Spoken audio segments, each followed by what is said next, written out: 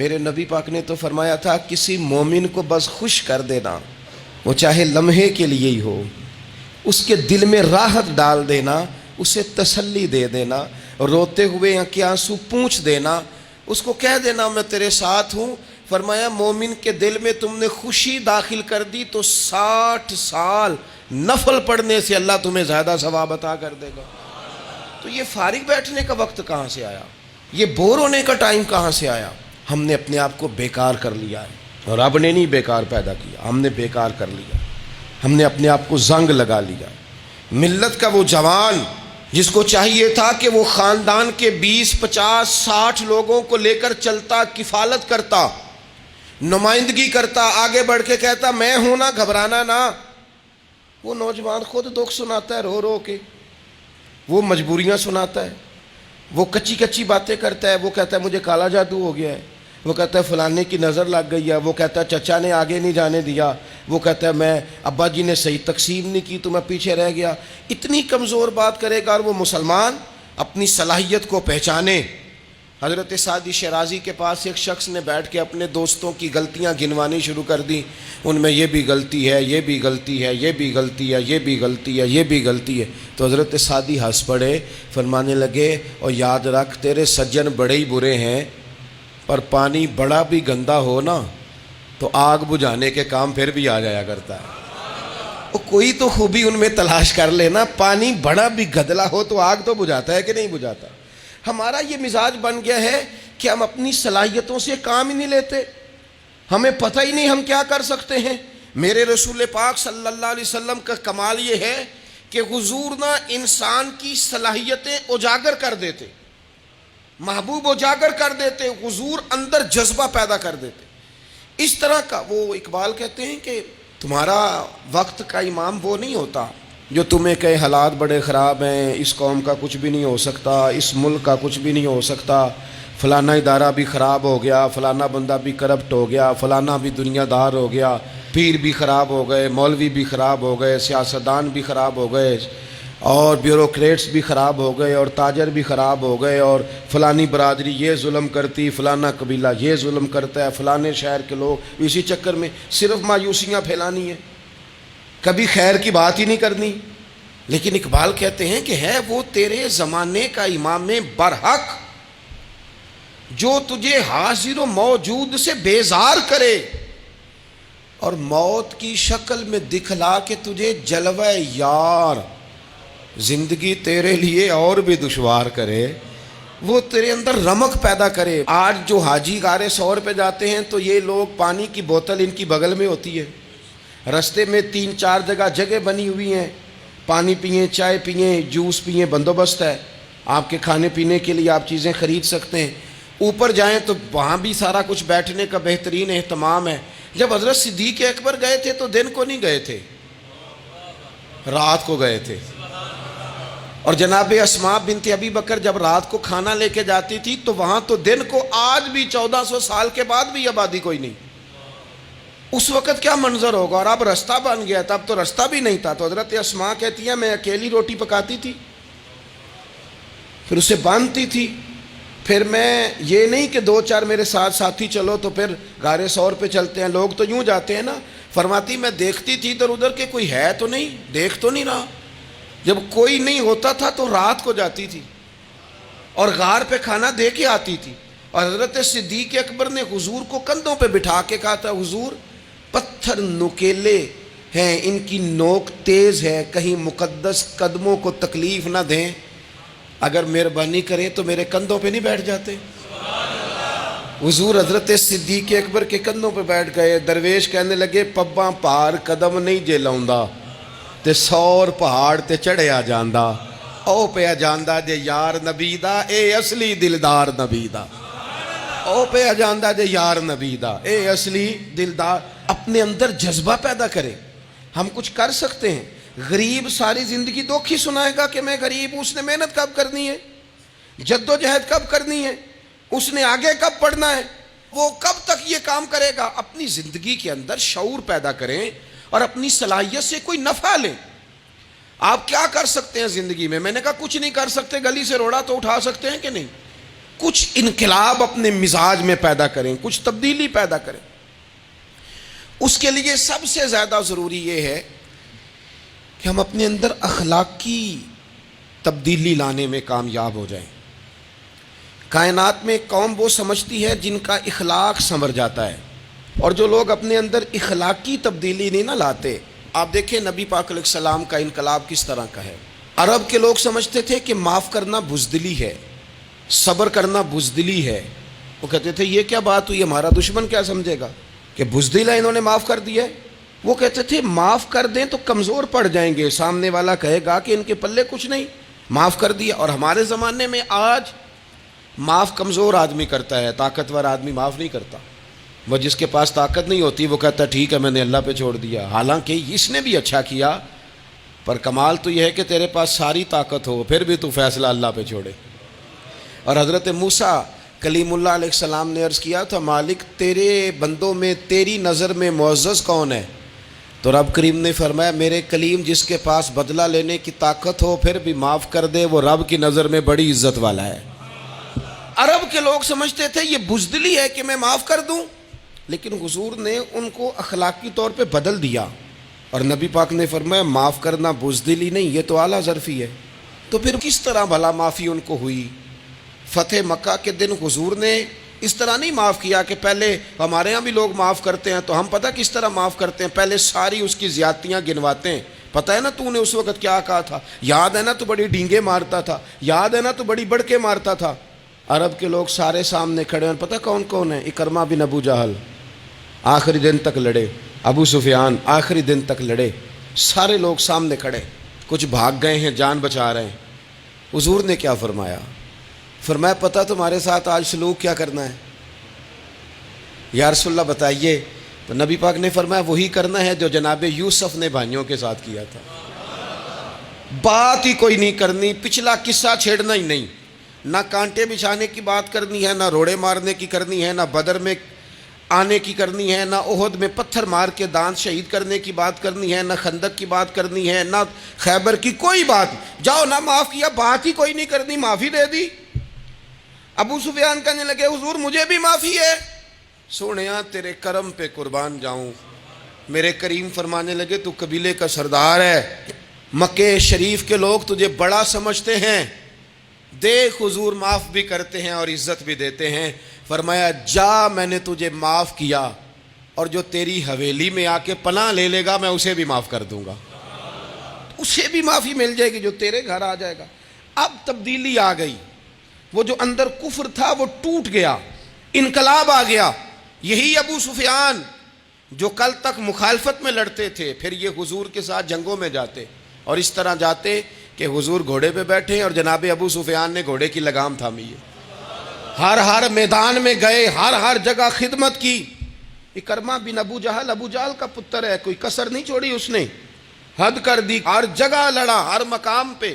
لیکن فتح مکہ کے موقع پر یہ بھاگ گیا تھا، جان بچا کے چھپ گیا۔ اس کی بیوی آئی، آگے کہنے لگی سونیا میرے چھوٹے چھوٹے بچے ہیں، مجھے پتہ چلا ہے کہ میرے شوہر کے لیے آپ نے ڈیتھ وارنٹ جاری کر دیے ہیں کہ جہاں ملے مار دیا جائے، صحابہ نے یہ اعلان کیا ہے، وہ سخت مجرم ہے، اس کے لیے سخت آرڈر جاری کیا گیا ہے۔ تو کریم کیا فرمانے لگے؟ حضور فرمانے لگے تو کیا چاہتی ہے؟ میں کوئی آپ کو قصہ تو نہیں نہ سنا رہا، خدا را مہربانی کریں، تھوڑا سا دل بڑا کریں، تھوڑا سا۔ وہ ساس کہتی ہے جی میں کہ میں معاف کر دیا جی، تو انہوں پتہ نہیں پیر صاحب میرے اندر زخم کنے نے، مثلاً کیا ہے، گولی مار دی ہے کسی نے کسی کو۔ بہو سے کہیں تو کہتی ہے جی میں معاف کر دوں، اس کو معاف کر دوں، آپ کو بتاؤں اس نے تکلیف کتنی دی۔ مہربانی کرو ایک دوسرے کو معاف کرو، اپنے دل میں گنجائش پیدا کرو۔ اس بندے کی بات ہو رہی ہے جو باپ سے لگا ہوا ہے مخالفت کرنے، ابے نے بھی ظلم کیے، اس نے بھی کیے۔ حضور اس کی بیوی سے کہتے ہیں کیا چاہتی ہے؟ کہنے لگی حضور معاف کر دیں اسے۔ تو نبی پاک صلی اللہ علیہ وسلم نے فرمایا ٹھیک ہے، یہاں تو معافی کا دروازہ تو سب سے زیادہ کھلا ہوا ہے، تو کہتی ہے تو چلو ٹھیک ہے معاف کیا، ہو گئی بات۔ اس نے جا کے جہاں چھپا ہوا تھا اسے کہا اکرمہ حضور نے تجھے معاف کر دیا۔ کہنے لگا کوئی کرنے والی بات کر، وہ معاف کرتے ہیں مجھے پتہ ہے، بڑا کرتے ہیں، پر جو میں نے کیا ہے وہ معافی والا نہیں۔ مجھے معافی ہو سکتی ہے، یہ کیسے ہو سکتا ہے، یہ کیسے ہو گیا، ہو ہی نہیں سکتا۔ اس کی بیوی پھر آئی، کہنے لگی حضور وہ مانتا نہیں، یہ تاریخ صرف میرے رسول کی ہے، یہ سیرت صرف میرے رسول کی ہے، کہ جس کو معاف کیا جا رہا ہے اس کی سمجھ میں بات نہیں آ رہی کہ بھلا مجھے معاف کر دیا ہے۔ حضور کہتے ہیں اچھا تو بتا وہ کیسے مانے گا؟ کہنے لگی حضور اگر کوئی نشانی دے دینا، عرب کے لوگ تلوار دے دیتے تھے، زرہ دے دیتے تھے، پگڑی دے دیتے تھے، چھڑی دے دیتے تھے، یہ دلیل ہوتی تھی کہ فلاں نے نشانی دے دی۔ اگر کوئی مل جائے نا نشانی، محبوبہ اس طرح تو کوئی نہیں کرتا جیسے آپ کرتے ہیں۔ کریم نے اپنے سر سے پگڑی اتاری اور فرمایا میری پگڑی بطور علامت کے نشانی کے لے جا، اسے کہہ دے میں نے معاف کیا۔ اب اکرمہ کو معافی ہو گئی، وہ آ رہے ہیں، یوں اخلاق بدلتے ہیں، وہ آ رہے ہیں۔ یہاں کوئی بڑا آدمی آئے نا تو پہلے اعلان ہوتا ہے فلاں بن فلاں صاحب آ رہے ہیں، اب ان کو دعوت دیتے ہیں، لیکن وہ اعلان چھوٹا کرتا ہے بڑے کے لیے۔ یہاں انوکھا باب ہے، اکرمہ کلمہ پڑھنے آ رہے ہیں، نبی پاک صحابہ سے کیا فرما رہے ہیں؟ فرمایا وہ کلمہ پڑھنے آ رہا ہے، اطاعت قبول کر کے آ رہا ہے، سر تسلیم خم کر کے آ رہا ہے، اس کے سامنے اس کے باپ کے کسی ظلم کا اظہار نہ کرنا۔ اس کے باپ نے بڑے ظلم کیے ہیں، زیادتیاں کی ہیں، ہم تذکرہ یہاں ہوتا ہے، لیکن اس کے سامنے نہ کرنا، اس کا تو ابا ہے نا، اس کا تو باپ ہے نا، کوئی بات نہ کرنا، اسے تکلیف ہوگی۔ کس کے لیے؟ صحابہ رو رہے ہیں، حضور یہ کس کے لیے تیاری کرا رہے ہو؟ وہ آ گئے، قدموں سے لگ گئے، کلمہ پڑھ لیا، کھول کے روئے، حضور میرے لیے بھی معافی ہے؟ تو کریم نے فرمایا ہاں میں رحمت والے رب کا رحمت والا رسول ہوں، ہے نا معافی۔ اکرمہ مسلمان ہو گئے، پھر تلوار کو صاف کر کے کہنے لگے سونیا پہلے یہ اسلام کی مخالفت میں لڑتی تھی، اب حمایت میں لڑے گی، مجھے بتائیں۔ ایک ایک گلی اکرمہ گئے اسلام کی حمایت میں تلوار لے کے، ایک ایک گلی۔ اور آپ پچھلے جہاد میں بھی گئے تھے، اس جہاد میں نہ جائیں تو کہنے لگے کفارہ نہیں ادا کرنا، پچھلے داغ نہیں صاف کرنے، میں جاؤں گا، گلی گلی جاؤں گا، نگر نگر جاؤں گا، جھنڈا لے کے جاؤں گا، میں بتاؤں گا کہ جب کوئی مدینے والے کے پاس آئے تو رب دل بدل دیا کرتا ہے۔ انقلاب آتے ہیں، عادتیں بدلتی ہیں، طبیعتوں میں تغیر آتا ہے، کون کہتا ہے نہیں آتا؟ میں جاؤں گا۔ حمص میں حضرت عمر کے زمانے تک اکرمہ لڑے، سالوں میدان میں رہے اسلام کی حمایت میں، اور پھر حمص کے میدان میں حضرت عمر کے دور میں لڑتے ہوئے شہادت کی موت اللہ نے انہیں عطا فرمائی۔ یہ آپ دیکھیں حضرت خالد بن ولید کون ہے؟ کہنے لگے حضور میں تو بڑی شدت سے اسلام کے خلاف لڑتا تھا، میری غلطیاں بھی معاف ہو جائیں گی؟ تو حضور فرمانے لگے اسلام پچھلے سارے معاف کرا دیا کرتا ہے، نئی زندگی کا آغاز ہو جاتا ہے، نئی زندگی کا آغاز ہوتا ہے۔ حضور نے فرمایا جو رمضان میں عبادت کر لے نا، ایمان کے ساتھ رمضان میں عبادت کر لے، اللہ اس کے پچھلے سارے ہی معاف فرما دیتا ہے۔ اب وہ نئی زندگی کا آغاز کرے۔ جس نے شب قدر پہ رو رو کے توبہ کی ہے وہ رمضان کے بعد کرپشن چھوڑ دے، جھوٹ چھوڑ دے، بددیانتی چھوڑ دے، دل دکھانا چھوڑ دے۔ جس نے رمضان میں روزے رکھے، تراویح پڑھی ہے، وہ نئی زندگی کا آغاز کرے۔ خدا کی رحمت سے گناہ معاف ہو گئے، اب وہ آگے بڑھے۔ نبی پاک علیہ السلام نے فرمایا جو اللہ کے گھر کا حج کار آیا وہ اس طرح ہے جس طرح آج ماں کے پیٹ سے پیدا ہوا ہے۔ اب نئی زندگی کا آغاز کرے، اب وہ اپنی عادات میں تبدیلی لائے، اب وہ بدل جائے۔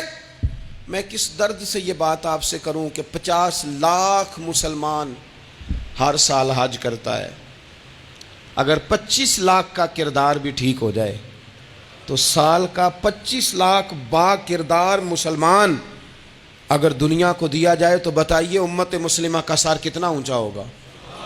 لیکن ہمارا حال وہی ہے کہ آج بھی کیتی جاندے ہو تے لہو بھی پیتی جاندے ہو، کھو کے مال یتیماں دا تے بھیج مسیتی جاندے ہو، پھٹ دلاں دے سیندے نہیں تے ٹوپیاں سیتی جاندے ہو، نفس تے چھری پھیر دے نہیں دمبے کیتی جاندے ہو، فرض پلائی بیٹھے ہو، نفلاں نیتی جاندے ہو، او دسو تے سی بلے شانو ایک ہی کیتی جاندے ہو۔ بات وہی ہے کہ کعبے گئے، مدینے گئے، کربلا گئے، جیسے گئے تھے گھوم پھر کے ویسے ہی آ گئے۔ کچھ تبدیلیاں اپنے مزاج میں لائیں، اپنی عادات میں لائیں۔ حضرت خالد بن ولید نے کہا حضور سارے گناہ معاف ہو گئے؟ فرمایا ہو گئے۔ حضرت خالد بن ولید نے پھر اپنی تلوار تھامی اور جناب خالد بن ولید پھر اس طرح میدانوں میں نکلے کہ نبی پاک نے فرمایا اب یہ خالد نہیں، یہ تو سیف اللہ ہے، یہ تو اللہ کی تلوار بن گیا ہے۔ اس جذبے سے، شوق سے اپنے مزاج کو تبدیل کر کے اس طرح میدان میں آئے، فرمایا اب یہ اللہ کی تلوار ہے۔ پورا وجود زخمی کرایا اور ساری زندگی اسلام کی حمایت میں تلوار چلائی۔ ہم بدل سکتے ہیں، تبدیلی آ سکتی ہے، ہمیں بدل جانا چاہیے۔ بہلول دانا سے کہا تھا ہارون رشید نے کہ مجھے کوئی نصیحت کر دے، میں بادشاہ ہوں، سخت دل ہو جاتا ہے کئی دفعہ۔ تو حضرت بہلول دانا کہنے لگے میں کیا نصیحت کروں، آپ کا باپ کہاں ہے؟ کہنے لگے قبرستان میں۔ کہا ایک بڑا بھائی بھی تھا، بڑا پیار کرتا ہے، سنا آپ سے، کہاں ہے؟ کہا قبرستان میں۔ تو کہا وہ ایک چچا زاد بھی آپ کے ساتھ میں نے دیکھا ہے، کہا وہ بھی قبرستان میں۔ یاد کرانا شروع کیا حضرت بہلول نے، فرمایا وہ ننہال والے، ددہال والے، وہ ماموں، وہ چاچو کا سب قبروں میں۔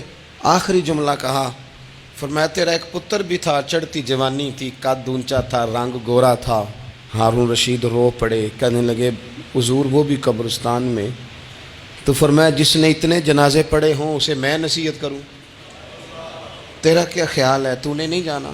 یارو ہم نے اپنے کئی کلاس فیلوں کے جنازے پڑھے ہیں، بڑا پیار تھا میرا اپنی دادی کے ساتھ، تو 97 میں وہ انتقال کر گئیں، دادا ابو چلے گئے، اماں جی چلی گئیں، ابا جی چلے گئے، نانا چلے گئے، پھپھا چلے گئے، دوست چلے گئے۔ یہاں پچھلے سال کئی سنگی تھے، اس سال نظر نہیں آتے، رخصت ہو گئے۔ او سنگیو یہ تو ساری تیاری ہے، ہم نے بدلنا کب ہے؟ اب تو ہمارا بڑھاپا آنے کو ہے، اب تو بال سفید ہونے کو۔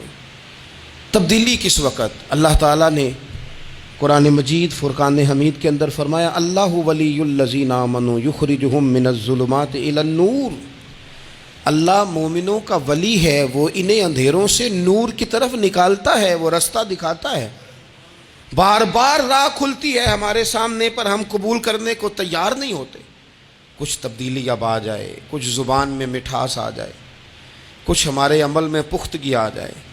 ہم نہ بہت سارے کام لوگوں کو دیکھ کر کرتے ہیں، اس سے تھوڑی جان چھڑائی جائے۔ کچھ اپنے اندر جو قباہتیں ہیں، کچھ اپنے ساتھ جنگ کی جائے۔ نبی پاک علیہ السلام نے فرمایا افضل جہاد اپنے نفس سے لڑائی کرنا ہے، اپنے آپ کے ساتھ کچھ جد و جہد کی جائے، کچھ اپنے خلاف بھی چلا جائے۔ ساری زندگی دوسروں سے لڑتے، دوسروں پر اپنی غلطیوں کا بوجھ ڈالتے گزر گئی، کچھ اپنے نفس پر بھی۔ حضرت باجید بستامی سے کسی نے کہا حضور میں نے اللہ تک جانا ہے، رستہ بتا دیں۔ فرمایا 2 قدم کا رستہ ہے۔ فرمایا 1 قدم اپنے نفس کی خواہش پہ رکھ لے تو دوسرا قدم تیرا رب تک پہنچ جائے گا۔ تو اپنے آپ کو کنٹرول نہیں نہ کرتا، اپنے آپ سے تو لڑ پہلے۔ اقبال کہتے ہیں ڈھونڈتا پھرتا ہوں اے اقبال اپنے آپ کو، آپ ہی گویا مسافر آپ ہی منزل ہوں میں۔ نبی پاک نہ تبدیلی کرتے۔ یہ جو لوگ کہتے ہیں نا کیسے بدلوں، تو حضور بدلنے ہی تو آئے ہیں، حضور بدلنے۔ حضرت مازن ایک صحابی ہیں، وہ کہتے ہیں میں بت کی پوجا کرتا تھا، امام بہقی نے لکھا ہے میں بت پوجتا تھا۔ ایک دن میرے بت کے اندر سے آواز آ گئی تو کب تک مجھے پوجے گا، مدینے میں تو حضور جلوہ فرما ہو گئے ہیں۔ کہتے ہیں 2 دفعہ 3 دفعہ بت مجھے پیغام دے رہا ہے کہ حضور کی طرف جاؤ، بت۔ کہتے ہیں میں وہاں سے چلا، حضور کی بارگاہ میں پہنچا تو نبی پاک علیہ السلام کی خدمت میں حاضر ہو کے میں نے عرض کی یا رسول اللہ کمال ہو گئی، لوگ بتوں کو پوجتے ہیں اور میرا بت کہہ رہا تھا جا کے حضور کا کلمہ پڑھ لے۔ او سکیاں کھجوراں اگا جام دے تے پتھراں تو کلمہ پڑھا جام دے۔ فرمایا وہ انہوں نے مجھے بت نے بھیجا ہے۔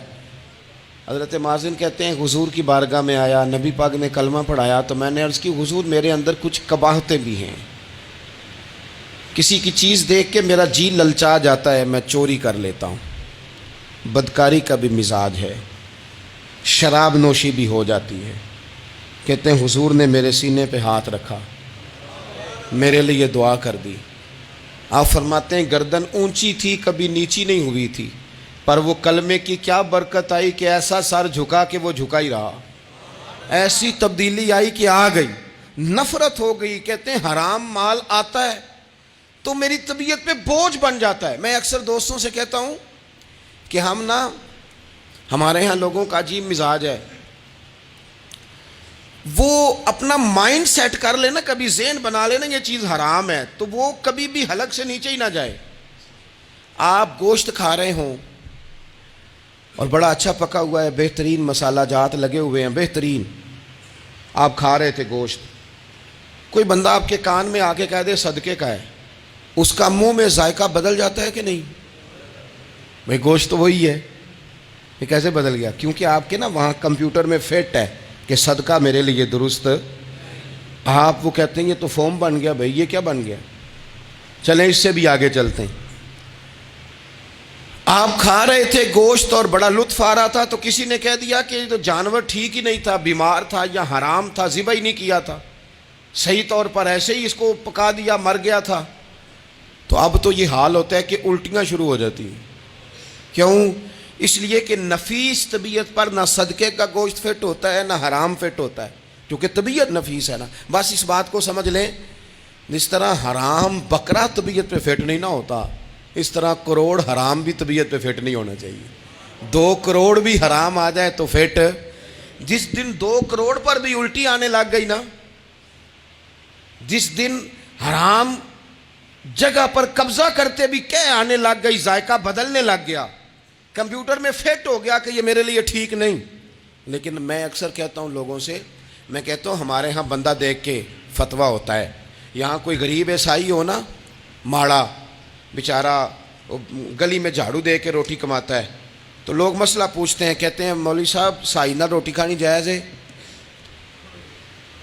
تو میں پھر ان لوگوں سے آگے سے پوچھ لیتا ہوں، میں کہتا ہوں یہ بتاؤ امریکہ کا صدر بھی عیسائی ہے، اس کے ساتھ جائز ہے؟ اتنے وزیر مشیر وزراء اعظم ملکوں کے جا کے کھاتے ہیں، کبھی آپ نے مسئلہ پوچھتے دیکھیں؟ وہاں تو جو مولوی مشیر بنے ہوئے وہ بھی بیٹھے ہوتے ہیں بیچ میں، وہ بھی بیٹھے ہوتے ہیں، اب بھی ان سے پوچھو۔ لیکن ہمارا مزاج یہ بن گیا ہے کہ غریب کے حق میں مسئلہ اور ہے اور امیر کا معاملہ ہے تو معاملہ اور اس سے نکلے۔ یعنی اگر 5 روپے کسی کے گر جائیں تو وہ واپس کرنے بھی ضروری ہیں، اور 5 کروڑ گر جائیں تو وہ بھی۔ وہ ہمارے ایک دوست کہا کرتے ہیں کہ ایک صاحب تھے، ان کو نا بڑے قیمتی جوتے کا ایک پیر مل گیا کہیں سے گرا ہوا، انہوں نے وہ قیمتی پاؤں جوتے کا گرا ہوا اٹھایا اور وہ بندہ تلاش کرنے لگے کس کا گرا ہے۔ دیر تک وہ ڈھونڈتے رہے ایک پاؤں کس کا ہے، تھوڑی دیر کے بعد انہیں دوسرا پاؤں بھی مل گیا، پھر انہوں نے بندہ ڈھونڈنا بند کر دیا۔ انہوں نے کہا اب دونوں ہو گئے ہیں، اب یہ کام آئے گا، لہذا انہوں نے بند کر دیا۔ میرے عزیز، یہ تو کوئی طریقہ نہیں ہے نا کہ آپ چیز اگر تھوڑی سی ہے تو اس پر فتویٰ اور ہے، اور اگر زیادہ ہے تو مزاجوں میں جب ہم یہ لے آئیں گے اپنی طبیعت میں، اور کب تک ہم نے اسی طرح رہنا ہے؟ کب ہم نے اپنے وجود سے کام لینا ہے؟ بیکار وقت کب تک گزرنا ہے؟ کتنے رمضان آئے گزر گئے، کتنے عمرے آئے گزر گئے، کتنی ہم نے دیکھا کہ بس بیمار ہو گئے ہیں، ٹھیک ہو جائیں گے تو پھر اس کے بعد ہم نے کوئی نماز نہیں چھوڑنی، لیکن ٹھیک ہوئے تو بھول گئے، نئی سے نئی بات شروع ہو گئی۔ ہم نے کتنی دفعہ کہا کہ آج کے بعد تبدیلی، لیکن کیوں نہیں تبدیل ہوتے؟ حضرت فضالہ بن عمیر ایک صحابی ہیں، کہتے ہیں میں عورتوں کا معاذ اللہ بڑا رسیہ تھا۔ ابو جہل نے جب اعلان کیا نا جو حضور کو شہید کرے گا تو اسے 100 سرخ اونٹ دیے جائیں گے، تو کہتے ہیں میں خنجر بغل میں دبا کے نا تو طواف کعبہ کرنے چلا گیا، طواف کعبہ۔ کہتے وہاں جب میں پہنچا تو میں نے دیکھا حضور بھی طواف کر رہے ہیں، تو نبی کریم نے مجھے دیکھتے ہی حضور میرے قریب آئے، اور مجھے نہیں بتانا پڑا، حضور فرمانے لگے تیرا نام فضالہ ہے؟ میں نے کہا ہاں۔ تو محبوب فرمانے لگے کیا باتیں کر رہے ہو اپنے آپ سے؟ کہتے میں دل میں سوچ رہا تھا کہ طواف کرتے میرے قریب سے گزریں گے تو خنجر مار دوں گا۔ کیا باتیں کر رہے تھے؟ فضالہ کہتے ہیں میں تو جب آیا تھا تو ایک بی بی سے مل کے آیا تھا، میں نے کہا تھا کہ میں آج بڑی رقم لے کے آؤں گا اور معاذ اللہ تیرے پاس رات گزاروں گا۔ کہتے ہیں میں تو اس سے بات کر کے آیا تھا، تو میں اب حضور سید عالم صلی اللہ علیہ وسلم نے پوچھا تو فضالہ ہے؟ میں نے کہا ہاں۔ کیا باتیں کر رہے تھے اپنے آپ سے؟ میں نے جھوٹ بولا۔ میں نے کہا جی وہ تو میں تو ذکر کر رہا تھا اپنے دل میں۔ کہتے حضور مسکرائے اور مسکرا کے فرمانے لگے چل چھوڑ، جس کام آیا تھا وہ کرتا کیوں نہیں؟ میں جو تیرے سامنے کھڑا ہوں تو کرنا، خیال آیا مسلمان نیک و بد پہچان جاتے ہیں اور آقا آدمی کے دل کی باتیں جان جاتے ہیں، کرنا وہ کام۔ تو فضالہ کہتے ہیں کہ میں کانپ گیا، میرے ہاتھ سے وہ خنجر گر گیا، حضور نے میرے سینے پہ ہاتھ پھیرا، اس طرح پھرا کہ زندگی میں اتنا سکون کبھی نہیں ملا، اتنی ٹھنڈک کبھی نہیں ملی، اتنا قرار کبھی نہیں آیا، اس قدر زیادہ آزمائش کبھی نہیں آئی۔ میں قرار محسوس کرنے لگا۔ کہتے ہیں حضور فرمانے لگے کیا وہ وقت نہیں آیا کہ تو کلمہ پڑھ جائے؟ کہتے ہیں میں نے فوراً کہا حضور آ گیا ہے وقت، پڑھائیں مجھے کلمہ۔ کہتے ہیں نبی پاک نے کلمہ پڑھا دیا، میں مسلمان ہوا، میں واپس لوٹا تو وہی عورت بن سنور کر تیار ہو کر گلی میں کھڑی تھی۔ عادتیں بدل جاتی ہیں، شرط یہ ہے کہ ہم تھوڑی سی کوشش کریں، شرط یہ ہے کہ ہم اپنے آپ کو اللہ رسول کی بارگاہ میں پیش کریں۔ اور میرے دوستوں، میرے بزرگوں، ہمیں سب سے زیادہ تکلیف میں ہماری اپنی عادات نے ڈالا ہے، ہماری اپنی خواہشات نفس نے ہمیں زیادہ آزمائشوں میں ڈالا ہے۔ کہتے ہیں وہ عورت بن سنور کے کھڑی تھی، جب میں واپس لوٹا تو پہلے میں اس کے پیچھے بھاگتا تھا، اب میں اس کے قریب سے گزر گیا تو اس نے آواز دی تو فضالہ نہیں؟ کہتے ہیں میں چپ کر گیا۔ وہ پھر پیچھے دوڑی، میرا گریبان پکڑ کے کندھا پکڑ کے ہلایا تو فضالہ نہیں؟ کہتے ہیں میری جھکی ہوئی گردن، میں سر نہیں اٹھاتا۔ مجھے کہنے لگی تو وہ نہیں ہے جو فضالہ ہے؟ میں نے کہا ہوں میں فضالہ، پر وہ والا نہیں جو تجھے ملا کرتا تھا۔ کہا تو اب کون ہے؟ کہنے لگے میرا ٹائٹل بدل گیا ہے، میرا تعارف بدل گیا ہے، اب میں رسول کائنات کا غلام ہو گیا ہوں۔ اب لوگ مجھے مسلمان کہتے ہیں، اب میری نگاہوں میں جچتا نہیں کوئی، جیسے میرے محبوب ہیں ایسا نہیں کوئی۔ کہتے ہیں بدل گئی عادت، میں وہی ہوں پر میرا لہجہ، میرا مزاج ہی بدل گیا۔ حضرت جریر ابن عبداللہ کہتے ہیں میں کاروبار کرتا تھا اور مجھے بڑا سلیقہ آتا تھا کاروبار، میں سستی ترین چیز خریدنے کا ملکہ رکھتا تھا، لیکن فرماتے ہیں کہ جب میں حضور کا کلمہ پڑھنے گیا تو نبی پاک نے مجھے فرمایا میرا دین کسی کا بھلا کرنے کا نام ہے، الدین النصیحہ، خیر خی کرنا۔ فرماتے ہیں پھر میں نے نصیحت کو پلے باندھا، ایک آدمی سے گھوڑا خریدا 300 دینار کا، گھوڑے کو پکڑ کے میں نے جب تھوڑا آگے چلایا تو وہ تو بڑا نرم مزاج تھا، اسی پنجابی چاکیدہ ساؤ ہے بڑا، اور میں نے کہا یہ تو گھر میں بھی رکھا جا سکتا ہے، یہ تو 400 کا ہے۔ پھر میں نے اس پر سواری کی تو وہ سواری کے لیے ہی بڑا اچھا تھا، میں نے کہا یار تیرا جانور 600 کا ہے۔ کرتے کرتے جب میں نے اسے 1000 دینار تھمایا، 400 میں سودا ہو گیا تھا، اس نے دے دیا تھا گھوڑا یا اونٹ۔ کہتے ہیں وہ شخص میری طرف دیکھ کے حیران ہو کے کہنے لگا جریر تو پہلے بھی آتا ہے، یہ تجھے کیا ہوا؟ تو حضرت جریر کہتے ہیں میں نے اسے کہا پہلے جریر آتا تھا، اب وہ والا جریر ہے جس نے مدینے والے کا کلمہ پڑھا ہے۔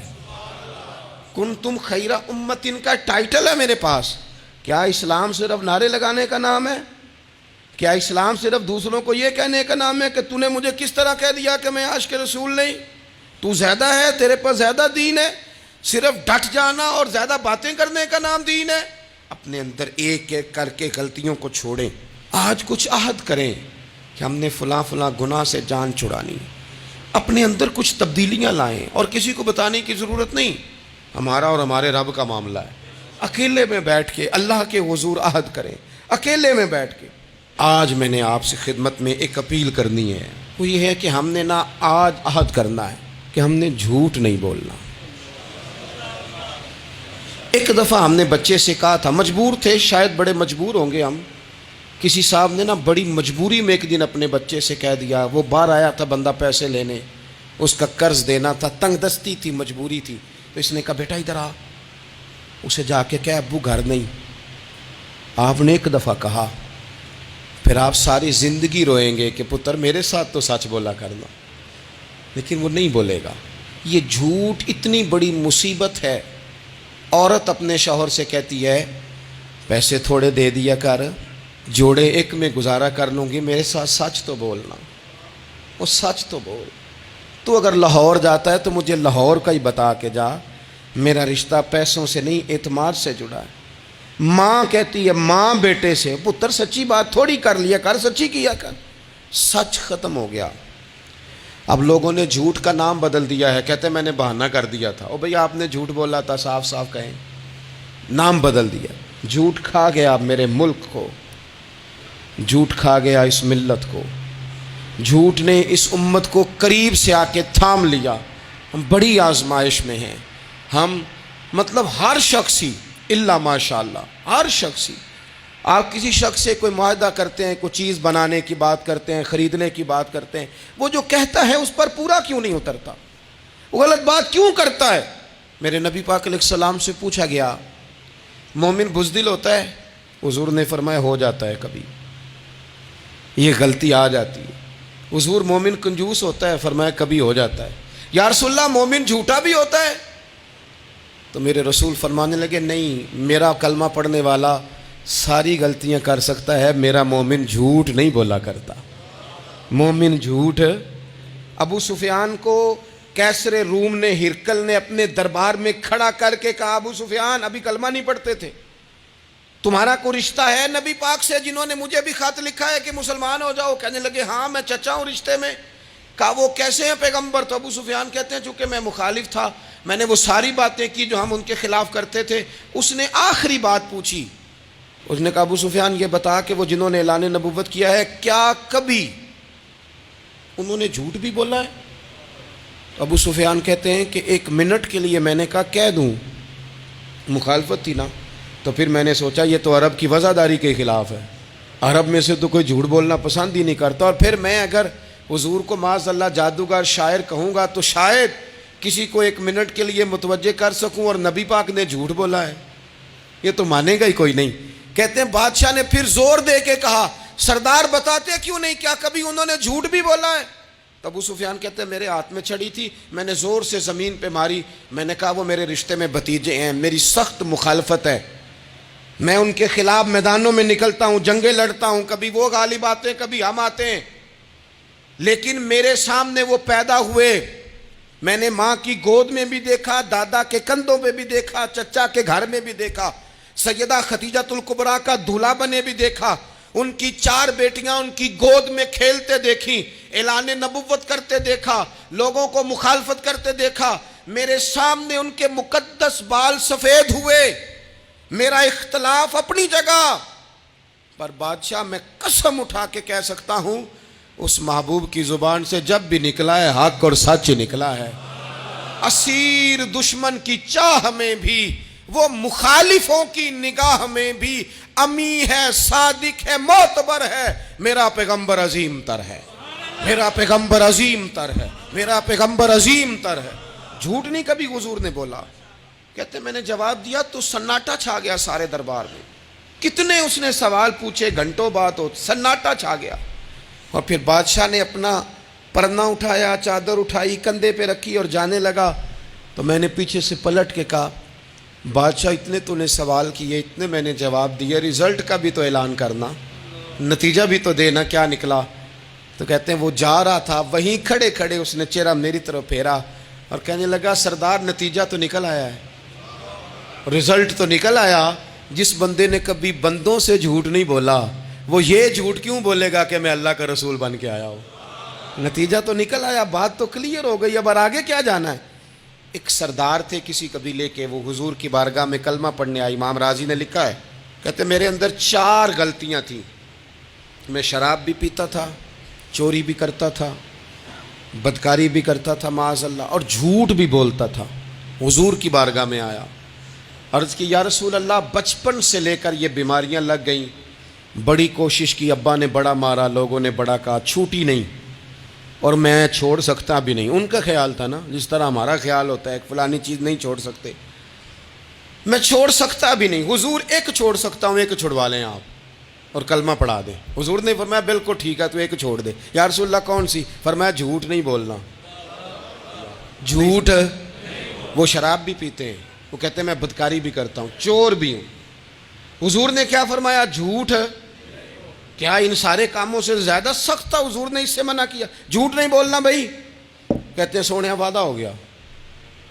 سیدھے سادے آدمی تھے، دیہاتی سردار تھے، گھر چلے گئے۔ کہتے ہیں جب وہ شراب کے قریب جانے لگا تو دل میں خیال آیا کہ حضور کے پاس شراب پی کے جاؤں گا، اگر کسی نے پوچھا کہ پی ہے تو جھوٹ تو بولنا نہیں، سچ بولوں گا تو حال کیا ہوگا بھلا، وہاں کیفیت کیا ہوگی کہ میں شراب پی کے یہاں آتا ہوں حضور کی بارگاہ میں، مجھ پہ تو حد لگے گی۔ کہتے ہیں لہذا شراب بھی چھوڑ دی، اٹھا کے ماری دیوار کے ساتھ۔ کہتے ہیں میں چوری کی طرف ہاتھ بڑھانے لگا تو میں نے کہا صبح اگر کسی نے پوچھا کہ میری چوری کس نے کی ہے، جھوٹ بولنا نہیں، اور اگر سچ بولا تو سوسائٹی میں عزت کیا رہے گی؟ دفع کرو، جو اللہ نے روکھا سوکھا دیا وہی ٹھیک ہے۔ کہتے ہیں گلی سے گزر رہا تھا، اس عورت نے پھر آواز دی، اس کی طرف جانے لگا اور قریب گیا تو وہ پوچھتی ہے سنا ہے تو نے کلمہ پڑھ لیا ہے؟ کہتے ہیں تڑپ گیا، درد سے آنسو چھلکے کہ اگر میں اس سے جھوٹ بولوں تو حضور نے منع کیا ہے، اور سچ بولوں تو یہ کیا سوچے گی؟ کلمہ پڑھ کے مسلمان ہو کے حضور کا غلام ہو کے یہ انداز ہے۔ کہتے وہاں سے بھی آ گیا، آ کے نا پیچھے ہو کے بیٹھ گیا، پیچھے حضور تقریر کر رہے تھے، پیچھے ہو کے بیٹھ گیا، غور سے حضور کا چہرہ دیکھ رہا ہوں، غور سے دیکھتا جا رہا ہوں، دنیا کہیں اور دیکھ رہی ہے اور میں حضور کا چہرہ دیکھ رہا ہوں، سر سے لے کر پاؤں تک تنویر ہی تنویر ہے، جیسے منہ سے بولتی قرآن کی تفسیر ہے۔ سوچتی تو ہوگی دنیا مصطفیٰ کو دیکھ کر بھلا وہ مصور کیسا ہوگا جس کی یہ تصویر ہے۔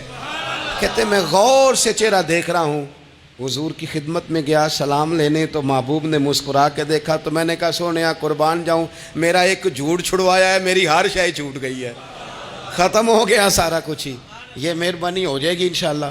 اپنے آپ سے بات کریں، کوشش کریں کہ ہم نے زندگی میں جھوٹ نہیں بولنا، آپ سچ بولیں۔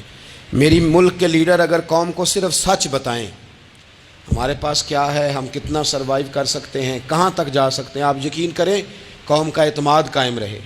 اگر ہم اپنے بچوں سے سچ بولیں، اپنے دوستوں سے سچ بولیں، اپنے محبت کرنے والوں سے سچ بولیں، ہمارا اعتماد نہیں خراب ہوگا، اعتماد قائم رہے گا۔ وہ ایک شخص نے آ کے کہا تھا نا یا رسول اللہ میں 2 نمازیں پڑھوں گا، اگر آپ کہتے ہیں تو کلمہ پڑھتا ہوں، 5 نہیں پڑھ سکتا۔ فرمایا تو آ جا 2 ہی پڑھنا، لیکن یہ چھٹی صرف حضور دے سکتے ہیں اور نہیں کو دے سکتا۔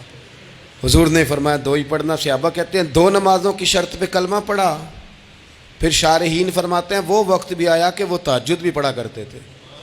آپ شروع تو کریں نا کسی کام کو، اپنے اندر چھوٹی چھوٹی تبدیلی پیدا کریں، اور بڑوں سے لے کر، مجھے ادب سے عرض کرتا ہوں، بعض نوجوان بھی شکایت کرتے ہیں، کہتے ہیں بزرگوں کو کہہ دیں کہ جلد باز نہ بنیں، جلدی غصے میں آ جاتے ہیں۔ میں بزرگوں سے بھی عرض کروں گا کہ تھوڑی نرمی، تھوڑی شفقت، مطلب زیادہ ڈانٹ ڈپٹ کرنے سے بھی تو چیزیں خراب ہی ہوتی ہیں نا، تھوڑا سا ظرف بڑھ۔ نوجوانوں سے کہوں گا کہ آپ جوان ہیں تو حوصلہ بھی تو جوان ہے نا، تو زندگی میں حوصلہ، تحمل، بردباری لائیں، اپنی عادات کو تھوڑا تھوڑا کر کے تبدیل کریں۔ اللہ تعالی ہمیں سمجھ عطا فرمائے۔